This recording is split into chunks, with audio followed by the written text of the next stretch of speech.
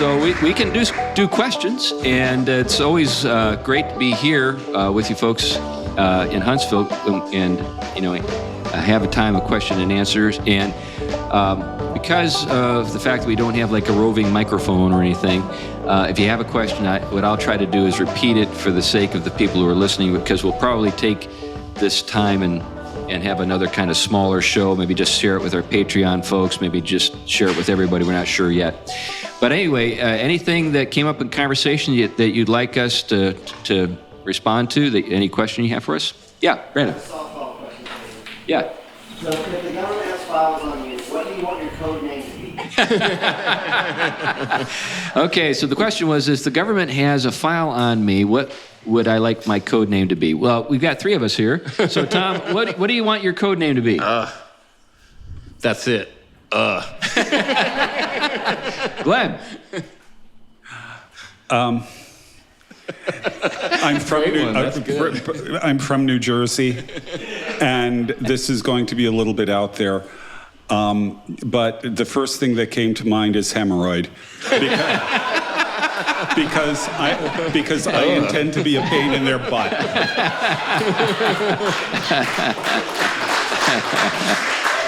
Well, I can't beat that, so I won't even try. Yeah.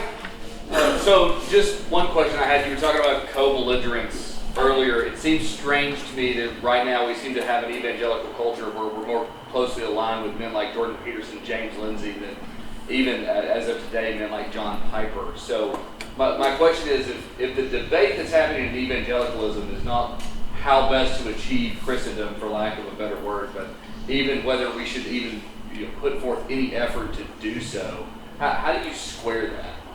Yeah, that's a great question. So the question, just to summarize it, is that there are a lot of people out there that we seem to have more in common with who are outside the church than some people who are in the church who are, you named John Piper, but we could talk about Russell Moore or, people like that. And I think it's a great question. So, how do you proceed? Any thoughts? I think one way of looking at it is, I've tried to stress show after show we all have, is that oftentimes we look at these kind of relationships from the angle only of our soteriological vision, right? Christianity only through that angle. But right now, that question is really far removed from most of the cultural issues, even though it is central to it. I think that one of the things that has been increasingly lost in the modern evangelical world, the modern church, has been the doctrine of creation, its boundaries, its forms, its order. And what people like Jordan Peterson, some of these other people are recognizing when evangelicals are not, is that there is a created order with boundaries. They may not be putting it in the theological richness that the historic faith has, but it's oftentimes much richer than what some of these evangelical figures and their Gnostic and nihilistic or materialistic conceptions of creation are. So in a sense, the doctrinal issue, as Luther or any significant church figure would have said, the doctrinal issue being challenged at the time is where the fight really is. We can all go back and fight about the other issues when that's right. That's the issue being fought now. As I used to say before, the battle of atheism, once they've thrown God out of the picture, we now see where the debate about God is. It's related to the image of God in humanity. It's the anthropological, it's the creaturely. That's where it's taking place now. It's still a theological issue, but it's taking place in the issue of anthropology. And what these figures are doing is affirming there is a created nature, male, female, the significance of it, all the way down into the every fiber of creation. And so I think that's why there can be what we would call a sort of affinity with them without having to subscribe to every aspect about it. So they have sort of what you would call a general revelation of creation that we can say has been lost with a lot of evangelicals, and they at least have more of it going on than some of these people.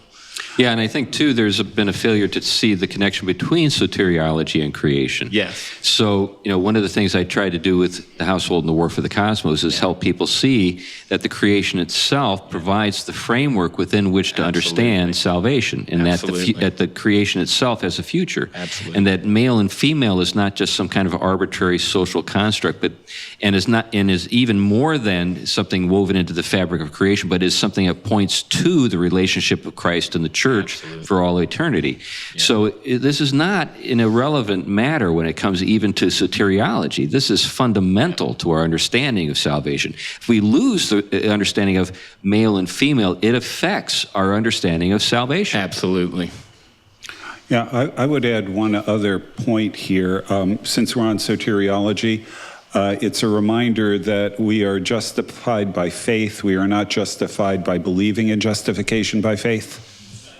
That is a really important distinction, which means that even if you have the Catholic Church that does not accept justification by faith in the sense that we use the term, that doesn't mean that there aren't Catholics who are good believers.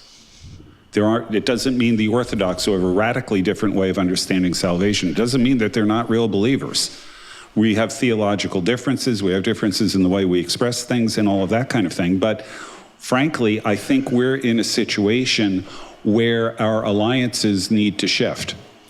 And I think related to that, I think is another thing Glenn, I think would agree with, is the reason he mentions that is because they've often been better carriers of the classic Christian understanding of the created order.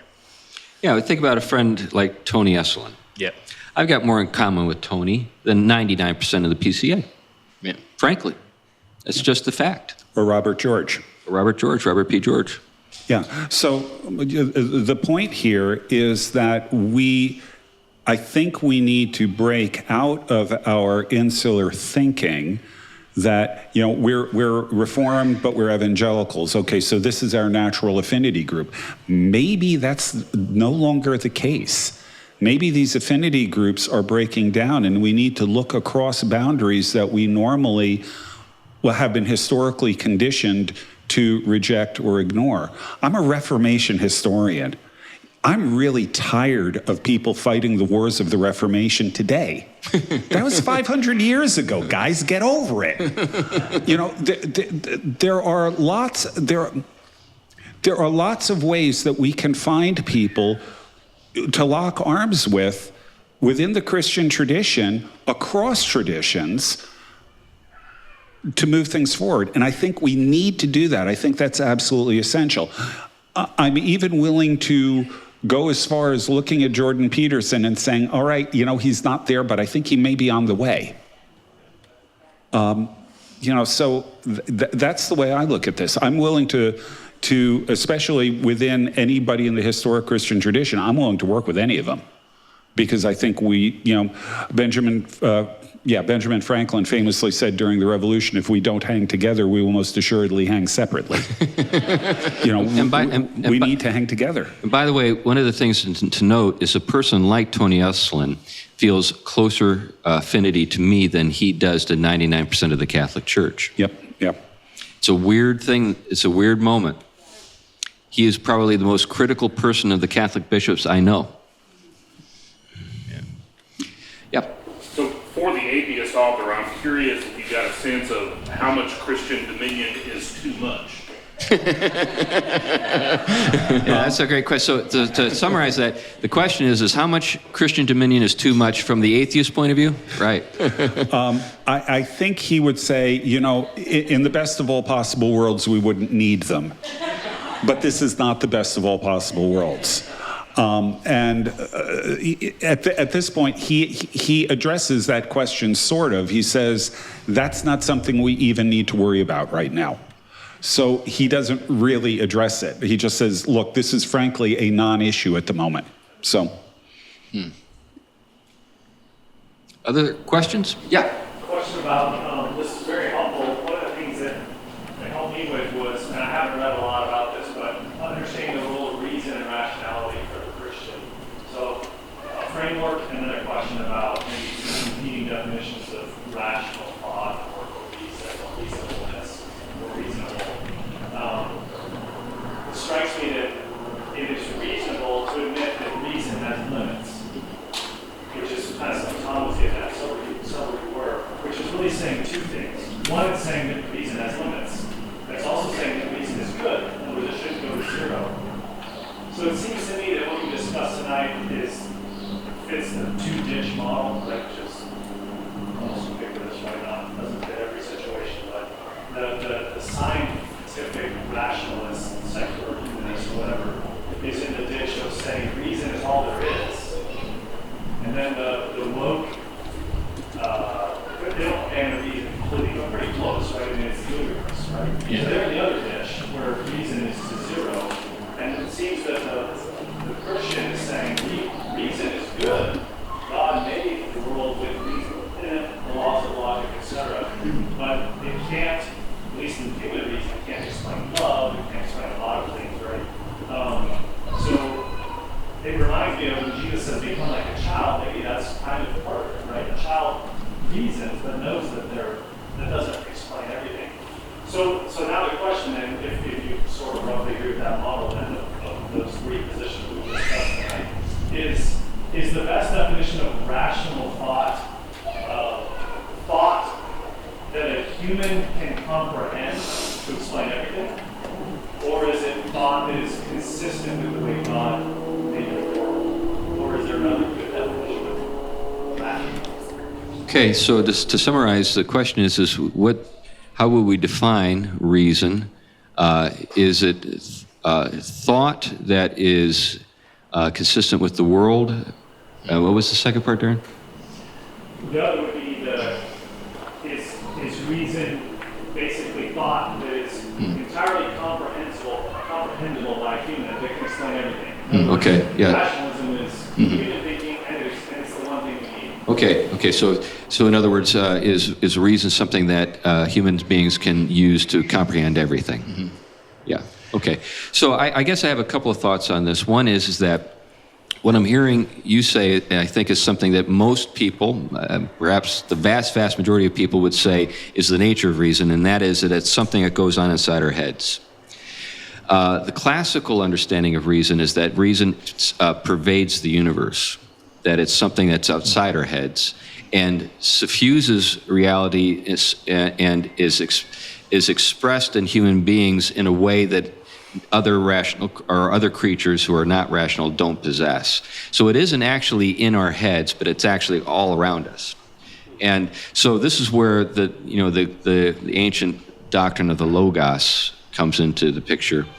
And so in classical culture, the Logos was understood to be reason in the way I just described it, that it suffuses reality and that human beings participate in it. It's not just something. So the way you put it is really more the modern way of thinking about it. It's sort of the outworkings of the Enlightenment, and it's very good in certain ways. It's for instance, one of the ways we talk about this in sort of philosophical circles is we refer to it as instrumental reason. In other words, reason that's useful for helping us to sort of understand the processes that are around us, but it's really mostly just something that's going on inside our heads. We're not actually participating in something. But when Scripture refers to Christ as the Logos, it's saying that reason has its origin in God, and that reason suffuses reality. So that when humans reason well, we're conforming to the mind of God. Yeah, the mind of God. Yeah. I would add a little bit to that. I mean, I think this is a great question because it hits on something Glenn mentioned a little bit earlier, our loss of metaphysics and metaphysical thinking and our suspicions of it. There's a long history to why. There's a lot of episodes we cover that on. Has made the whole question of reason kind of unintelligible. And then so you see where things end up. And so you end up in this spectrum, you're right, between what you some kind of realist to a non-realist, right? Realism assumes as a reality, and that somehow our cognition, our mental capacities can correlate to it enough to make sense of it in some real way, versus the whole spectrum all the way down to basically we can't know anything about it. All we can know about is the fact that it spawns us to think about things, but our thoughts are the only things that are there. And I think Chris hit it right when he was talking about the classic Christian way of understanding it is, first of all, it's a creaturely sharing in the capacity to participate in reality. That's really what it is. It's a human creaturely way in particular, and of course angels, there's a certain intelligibility going there. But because God is truth itself, the Logos is mentioned, en arche, ein ho logos, right? In the beginning was the Word. And the reality in its utmost fullness is intelligible. You could say it's eternal form. You could almost say it's form. And that has been spilled over into the creation in such a way that that creation is able, through its own limited way, to be able to correspond to that form, understand it, and live in a relationship with it. And it's really fundamental to the personal nature of God. If there isn't an intelligible reality going on, there's no way for communication to happen. There's no way for a personal God to communicate with personal creatures. It's foundational to the personal. And so reason, you're right, is not some way in which we can climb up through just following laws of logic all the way up to the infinite source of all things. Rather, it's the other way around. Because we're wired that way, we're oriented that way, because that's the way reality is it's oriented to God as its source. And as we grow in corresponding to that reality, we correspond more to the source and can know God, understand God. And of course, in our fallenness, it gets hampered, it gets darkened.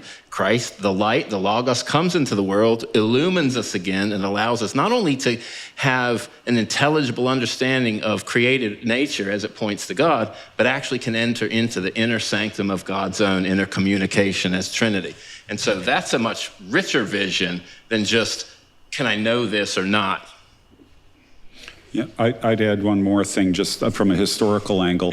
There's a discussion on the relationship between reason and revelation.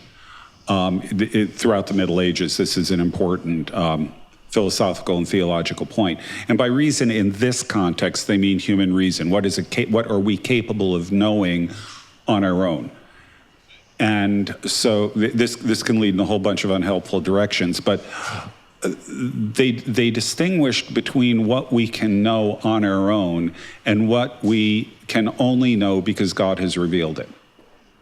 And of course, the two are interrelated because we use reason to understand revelation up to a certain point and so on. But they recognized that there are certain types of knowledge that are inaccessible to human reason on its own. That you need revelation, you need illumination, you need all of these kinds of things, because without them, you're going to miss it. Okay, so that's another dimension that's just worth noting as well. That it ties in with ideas of mystery and a whole host of other things. But I'll just leave it at that. Yeah, an example of that would be the resurrection. The resurrection reveals to us that there's a future state that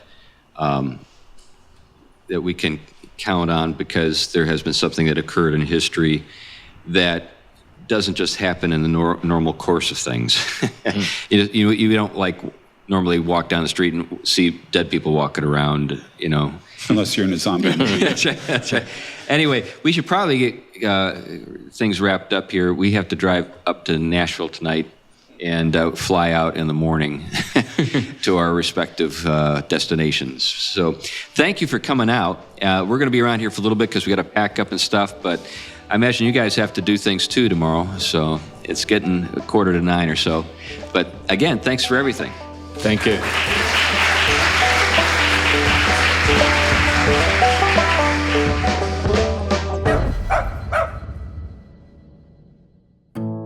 The Theology Pugcast is a ministry of Trinity Reformed Church in Huntsville, Alabama.